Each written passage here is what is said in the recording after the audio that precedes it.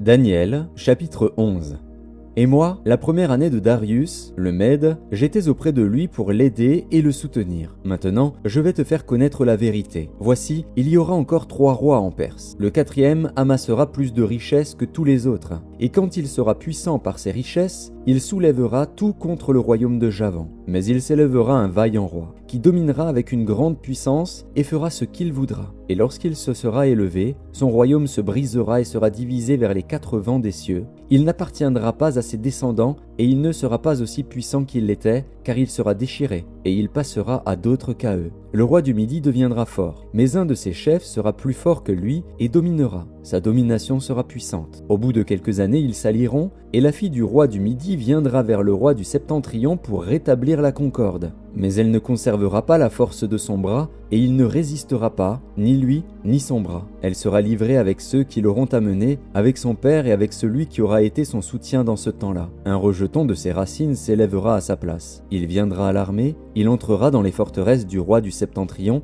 il en disposera à son gré et il se rendra puissant. Il enlèvera même et transportera en Égypte leurs dieux et leurs images de fonte et leurs objets précieux d'argent et d'or. Puis il restera quelques années éloigné du roi du Septentrion. Et celui-ci marchera contre le royaume du roi du Midi et reviendra dans son pays. Ses fils se mettront en campagne et rassembleront une multitude nombreuse de troupes. L'un d'eux s'avancera, se répandra comme un torrent, débordera, puis reviendra. Et ils pousseront les hostilités jusqu'à la forteresse du roi du Midi. Le roi du Midi s'irritera, il sortira et attaquera le roi du Septentrion. Il soulèvera une grande multitude, et les troupes du roi du Septentrion seront livrées entre ses mains. Cette multitude sera fière, et le cœur du roi s'enflera. Il fera tomber des milliers, mais il ne triomphera pas. Car le roi du Septentrion reviendra et rassemblera une multitude plus nombreuse que la première. Au bout de quelque temps, de quelques années, il se mettra en marche avec une grande armée et de grandes richesses. En ce temps-là, plusieurs s'élèveront contre le roi du Midi, et des hommes violents parmi ton peuple se révolteront pour accomplir la vision, et ils succomberont. Le roi du Septentrion s'avancera, il élèvera des terrasses et s'emparera des villes fortes. Les troupes du Midi et l'élite du roi ne résisteront pas, elles manqueront de force pour résister. Celui qui marchera contre lui fera ce qu'il voudra, et personne ne lui résistera. Il s'arrêtera dans le plus beau des pays, exterminant ce qui tombera sous sa main. Il se proposera d'arriver avec toutes les forces de son royaume et de conclure la paix avec le roi du Midi. Il lui donnera sa fille pour femme, dans l'intention d'amener sa ruine, mais cela n'aura pas lieu et ne lui réussira pas. Il tournera ses vues du côté des îles et il en prendra plusieurs. Mais un chef mettra fin à l'opprobre qu'il voulait lui attirer et le fera retomber sur lui. Il se dirigera ensuite vers les forteresses de son pays et il chancellera. Il tombera et on ne le trouvera plus. Celui qui le remplacera fera venir un exacteur dans la plus belle partie du royaume, mais en quelques jours il sera brisé, et ce ne sera ni par la colère ni par la guerre. Un homme méprisé prendra sa place, sans être revêtu de la dignité royale.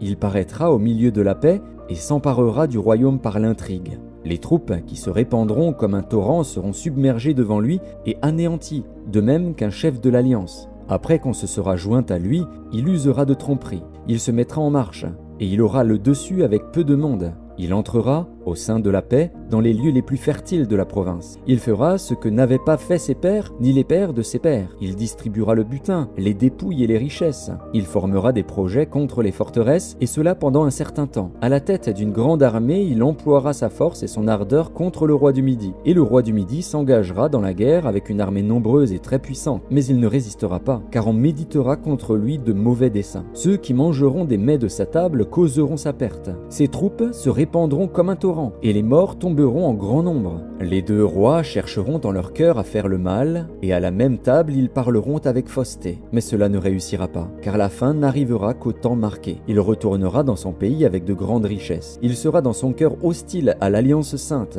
Il agira contre elle, puis retournera dans son pays. À une époque fixée, il marchera de nouveau contre le Midi. Mais cette dernière fois, les choses ne se passeront pas comme précédemment. Des navires de Kittim s'avanceront contre lui. Découragé, il rebroussera. Puis, furieux contre l'Alliance sainte, il ne restera pas inactif. À son retour, il portera ses regards sur ceux qui auront abandonné l'Alliance sainte. Des troupes se présenteront sur son ordre. Elles profaneront le sanctuaire, la forteresse, elles feront cesser le sacrifice perpétuel et dresseront l'abomination du dévastateur. Il séduira par des flatteries les traîtres de l'alliance. Mais ceux du peuple qui connaîtront leur Dieu agiront avec fermeté, et les plus sages parmi eux donneront instruction à la multitude. Il en est qui succomberont pour un temps à l'épée et à la flamme, à la captivité et au pillage. Dans le temps où ils succomberont, ils seront un peu secourus, et plusieurs se joindront à eux par hypocrisie. Quelques-uns des hommes sages succomberont afin qu'ils soient épurés, purifiés et blanchis jusqu'au temps de la fin, car elle n'arrivera qu'au temps marqué. Le roi fera ce qu'il voudra, il s'élèvera, il se glorifiera au-dessus de tous les dieux, et il dira des choses incroyables contre le Dieu des dieux. Il prospérera jusqu'à ce que la colère soit consommée, car ce qui est arrêté s'accomplira. Il n'aura égard ni au Dieu de ses pères, ni à la divinité qui fait les délices des femmes. Il n'aura égard à aucun dieu, car il se glorifiera au-dessus de tous. Toutefois, il honorera le Dieu des forteresses sur son piédestal.